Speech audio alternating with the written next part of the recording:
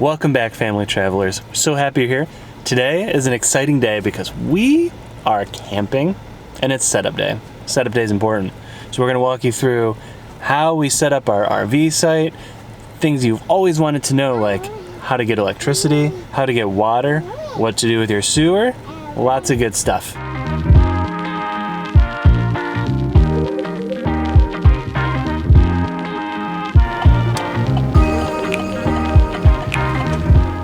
We're gonna get parked. One thing to say before we park is that a lot of times when you book your campsite, you'll have the option of a different site type. So we booked a back-in site. A lot of these places will also have a pull-through site, which tends to be a little bit easier. But we got what was available and we don't really mind the back-in sites. So we'll show you the whole backing in process, but just something to keep in mind. Trying to figure out where our site is and listening to trucks in the back. Some places they like drive you with a golf cart to show you where you're at. Other places, just give you a map and say good luck. This one, the office was closed at the moment. I think they take a lunch break. So we have a little map. They wrote out directions on where to go.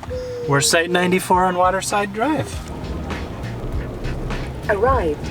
I'm just checking out the site, trying to see where utilities are, but I don't see them, so I'm gonna pop out and have a look. You just never know what you're gonna get with these sites, so it's best to just check it out before you start parking. That's the sewer, but electricity, where are you? Might be over here. And that's where the water is too. Ah, bingo. Got our trusty backup camera here that makes life much easier when backing in, especially into tighter spots. So Brittany's gonna hop out in a minute and guide us in. This could be a treat. Okay, so now we're gonna get parked. My role is the guider and Nick's role is the actual parker. So we'll show you how we do it.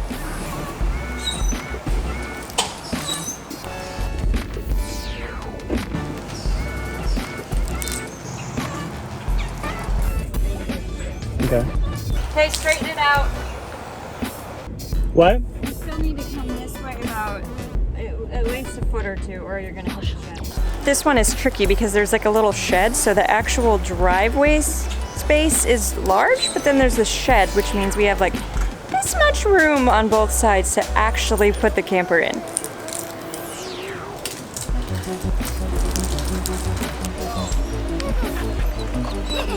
You ready to get out? You gonna help us? Sometimes, you have to pull in and pull out and pull in and pull out a million different times. But at every campground, there's always somebody who knows what the heck they're doing and they'll help guide you. And don't be too embarrassed to accept their help. Just do it and learn. It only took us a half hour to park, so easy peasy. The one tip he gave me, I had never heard this before. When you're trying to back into a tight spot, pull in from the driver's side and back in, as opposed to into your blind spot. Who knew? Two. We chalked the wheels after, silly. Everett's trying to help. Yep. Step one is level side to side. You don't want wobbliness. How is it? Not. So this side needs to come up just a little bit. I'm gonna go pull the camper forward a little bit. Tell me when I'm in the center of that board. Good enough to me. Now we make sure we don't roll away. So those are wheel chucks. Those make sure your camper doesn't roll away once you disconnect. That is like, you have to have that. If you don't, you're in for a very bad time potentially. Sometimes we use these leveling blocks if we need an extra boost. We didn't need it today, we just had a piece of wood under there, but sometimes we use these. We'll probably use them for the stabilizers. Now, to disconnect. This is very important. This is the real physical labor. So this is my electric tongue jack. It means I don't have to crank it. The original one came with a hand crank and it's just like, not this, this is nice. So there are many types of weight distribution hitches. This one's pretty easy. It's just the round bar E2. Thing's heavy. You can crank it on, or what I do is I just lift the whole thing until it takes the pressure off. lose the pieces. Now, we have to lower it again. Oh, somebody wants to help. Oh, yeah, man. Got to check level again.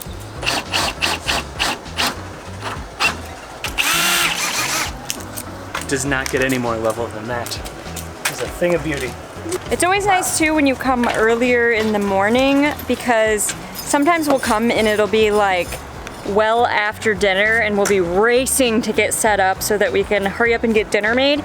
Today we can take our time, it's nice and leisurely, we aren't rushed. All right, electricity time.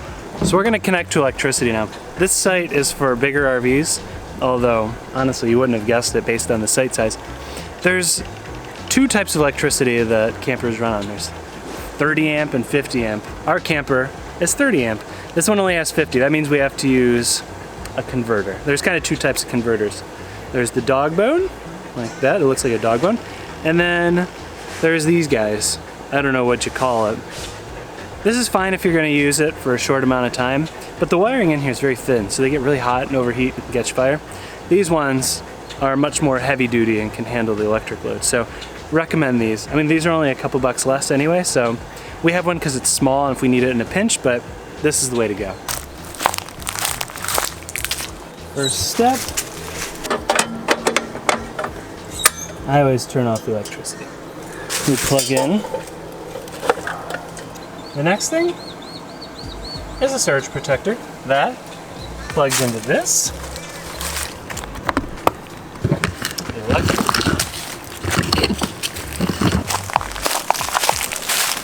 That fits, but barely. Alright, so super important. Water filter and water pressure regulator. That's kind of the key thing. A lot of times, campground water pressure is really high, and okay. You don't want to blow up pipes because they're just like plastic tubing, and that would be bad news. Everett, are you inspecting everything? Making sure it's all good to go?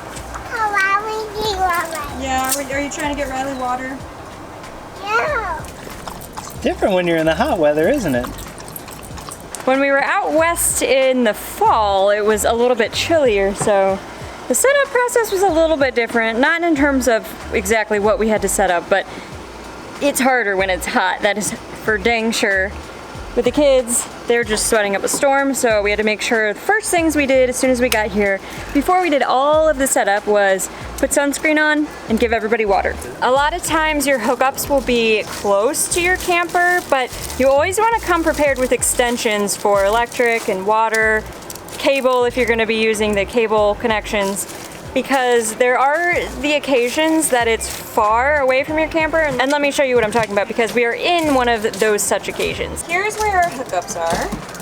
And if you follow it all the way over there, that's where our camper is. So you can see for our electric, it fits, and we probably could get away with it, but it's pretty tight. So I think we're gonna end up going and getting an extension for our electric hookup so that we just feel a little bit more comfortable with that. I'm gonna show them your genius Everett bed. The Everett bed. Custom cut to cover the window. So Can't Everett tear it can't down. see out. And Keeps it nice and dark. it's a lot of work. Not as much for me as Nick, as he did most of it, but nonetheless, it's hot out here. Sometimes your campsite will come with extra amenities or features, like some of them have cable hookups. We don't really use the cable, we kind of just use the Wi-Fi, or we download stuff ahead of time. So you can hook that up after you get all of kind of the key essentials hooked up. And then some will have like a picnic table, fire ring. Unfortunately, it's dry season here in Florida, so we can't use a fire, but those are things that, like, after you get the main things set up, you can set all of those things up with your outdoor space. We do have a shed, which is something that's kind of unusual. This is the first time we've ever had a shed, so I don't know, I guess if you have extra things. But we're gonna show you next what we do to set up the outdoor space. It's really hot, so sorry for the sweat. It's glistening.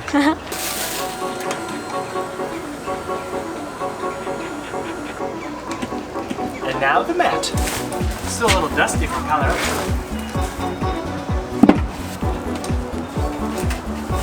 I truly believe a bug flew in under my contact, and that's making the setup process just a little bit harder. Okay, gotta turn your gas on, that's very important. You can't drive with your LP running, so always remember to turn that off. When you get to site, turn it back on. Now we'll turn on the water heater. So what I always do is make sure there's no gas in the line. So I just run this for a second. Once you can hear gas coming, all good. Hit the button. The reset button will come on for a minute. Okay, I think it went, but let's go check. So it's on. I can feel heat coming from here, and you can hear the pilot light. So that's how you know it's working. Up next, the stinky slinky. That's the tank drain hose. So we put this on first, so it's clear, so you can see when the poop's done. And it's got this nice little hose connector, so I can spray the little pyramid of poop out. The part of RV setup that we all love the most. And the bumper. So this little clear piece is another place where you can see the poo-poo coming, and then you just pop it onto the sewer drain. I got some boards I'm gonna connect, because you're not usually supposed to just leave this on the ground. That'll do. One thing to be sure, when you connect this, really only connect it when you're going to use it. We have to dump because we just boondocked for a long time. But if you leave it open, then there's no like, I don't know how to say this without sounding incredibly vulgar, but there's no water staying in the tank to keep the chemicals that stops your poop from being solid. And if it all drains, then you just have a pyramid of poop in your tank and it's impossible to clean. That was about as classy as you could get. Yeah, a pyramid of poop. So keep your tanks closed and only open them up when it's time to drain. Otherwise it'll be a filthy mess.